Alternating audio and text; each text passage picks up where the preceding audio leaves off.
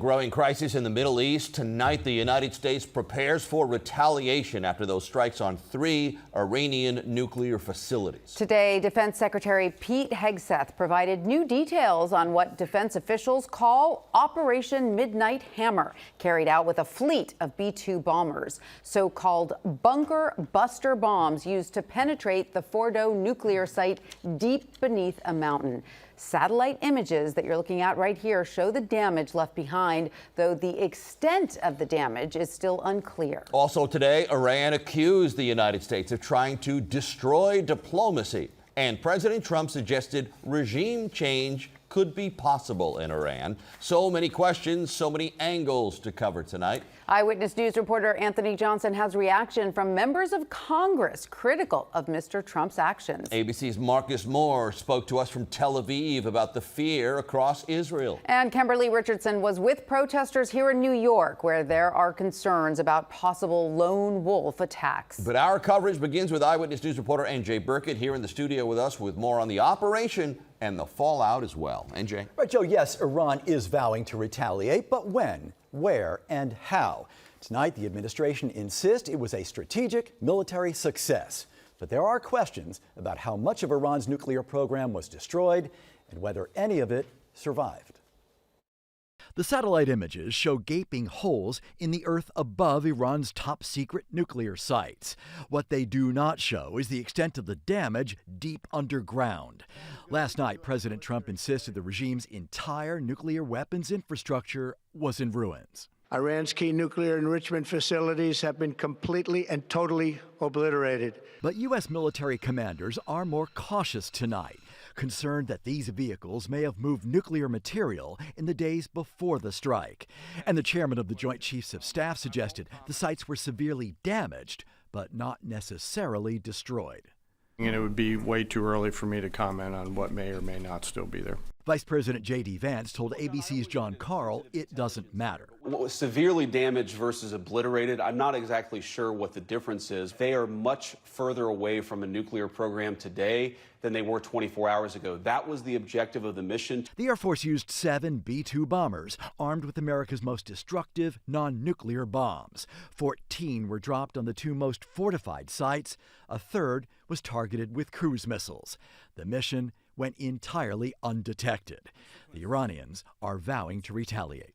Iran reserves all options. At risk are 40,000 U.S. troops stationed in the region, and Homeland Security now warns of a heightened threat environment in the United States, with the potential for low-level cyber attacks on infrastructure. And if the Iranians declare a holy war, the likelihood of violent extremists in the homeland independently mobilizing to violence would likely increase. ABC News contributor Chris Christie.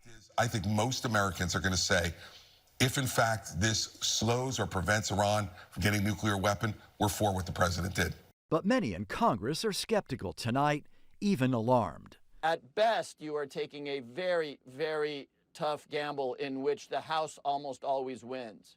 Iran's capability to strike back is still unclear tonight. Besides risk to Americans abroad or here at home, there are serious concerns about oil supplies and shipping in the Red Sea and the Persian Gulf. Tanya, Joe. All right, NJ, thank you. Iran certainly does have the capability to strike back within the region, and we saw missiles launched into Israel all day. ABC's Marcus Moore has been in Tel Aviv, where people are on high alert. Good evening, Joe and Tanya. Tensions are high across the region. People here in Israel have been instructed to stay in their homes unless they are essential workers. Now, we were here in Tel Aviv when the air raid sirens sounded this morning. Iran launching a number of missiles towards Israel, at least 20, and the sirens sounding over Tel Aviv and other parts of the country as those missiles, most of them were intercepted. Now, officials urged people to seek shelter, and Israel's fire and rescue services said that they received several reports of direct damage to residential buildings in 3 different districts here. Now tonight, the U.S. State Department has been evacuating U.S. diplomats and their families who wish to leave. With Joe and Tanya, no signs that this will end anytime soon. Marcus, thank you. Back here at home, some members of Congress are questioning the strikes and the use of presidential powers.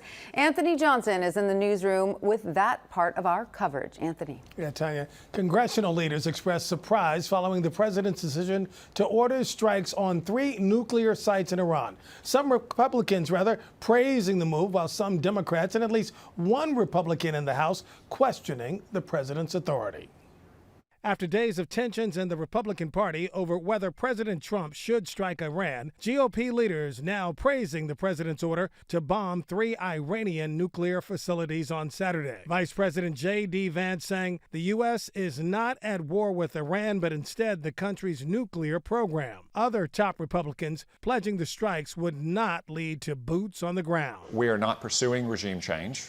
We're not trying to put any troops on the ground into Iran. The chairman of the Senate Intelligence Committee warning the United States must be prepared for Iran to retaliate. President Trump was very clear in his warning last night to Iran that last night will look like child's play if they target Americans. Clearly, President Trump means business. The Ayatollahs understand that now. He was not bluffing. He does not bluff. Speaker of the House Mike Johnson saying Trump was acting within the presidential authority when he ordered the bombings. But Democrats arguing the president overstepped by not requesting a congressional authorization before the strikes. House Minority Leader Hakeem Jeffries accusing the president of misleading the country, saying he failed to seek congressional authorization for the use of military force and risks American entanglement in a potentially disastrous war in the Middle East. If you look at the history of our military involvements in the region, they almost never end with the best case scenario. Other Democrats pointing to President Trump's campaign promise to be a peacemaker. The White House saying Trump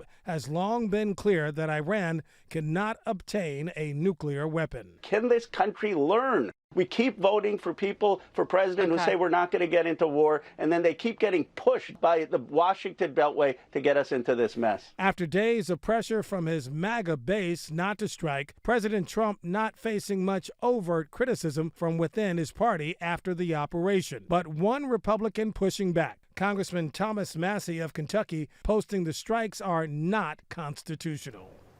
And one local congressman who is a Democrat is supporting the strikes. Congressman Josh Gottheimer of New Jersey issued a statement saying this is not a Republican or Democratic issue. Dealing with the Iranian threat is central to America's national security. Back to you.